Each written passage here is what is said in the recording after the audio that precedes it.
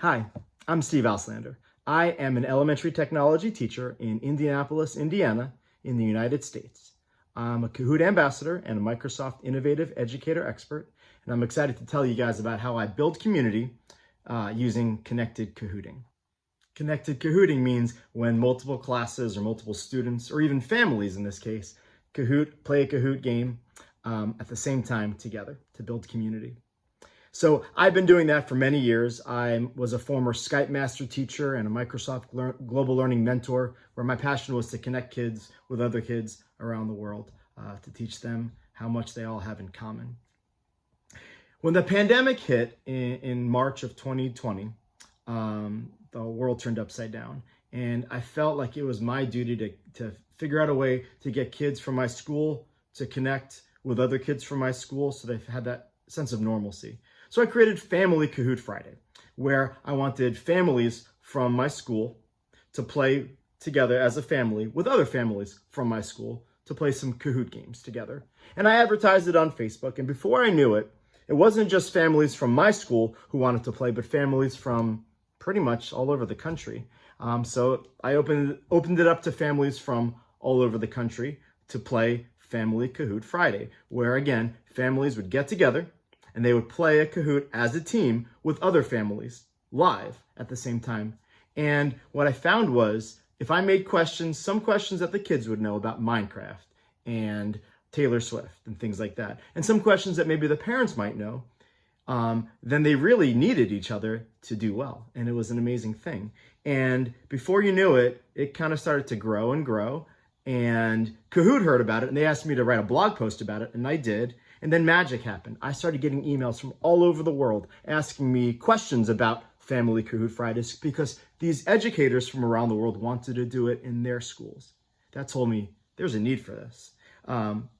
So I did Family Kahoot Friday every Friday from March until July. Then January of 2021, our school went virtual once again. So I brought back Family Kahoot Friday and I made it just for my school district. I promoted it on social media and posted the link for the actual event because I made it a webinar. As a webinar, there's extra security features.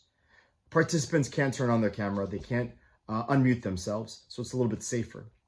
I had various teachers from my district join me as panelists, so they were co-hosts, and we split up some of the tasks and made it a little bit easier for me. Highly encourage you to do having panelists on your webinars, should you go that route. My favorite part was when we did a Black History Month themed webinar for Family Kahoot, and a lot of the parents commented how they were so impressed by how much our district taught Black history to their students. A Family Kahoot Friday, not only is it a fun community building activity, it's a great way to highlight all the learning that the kids are doing and a way to show students that what they're learning is relevant, because a lot of times the adults know it as well and can help them. And here's a pro tip. This is very, very important. If your game is not going to be a webinar, so webinars have higher security features. If it's going to be a regular Zoom or Teams call, you have to create a Google or Microsoft form to have families register and make sure that they put their email address 2 different times in case there's a typo. And what I do is, once they register, about an hour or 2 hours before the game would begin, I would email families the Zoom or the Teams link to make sure that the game was safe. Here's another pro tip. If you do a district-wide Kahoot, in the nicknames, make sure that you tell the families to make their team name their family name. And if it's a district-wide one, make their family name followed by the abbreviation of their school. It helps keeping track of the leaderboard after each round. Here are some more tips. Make sure you know the ins and outs of your web conferencing system and that you know all the settings really well so you can mute and unmute. And also make sure you know the maximum number of participants who can be on a call at once. Make sure you know the difference between a regular call and a webinar and what fits your needs best.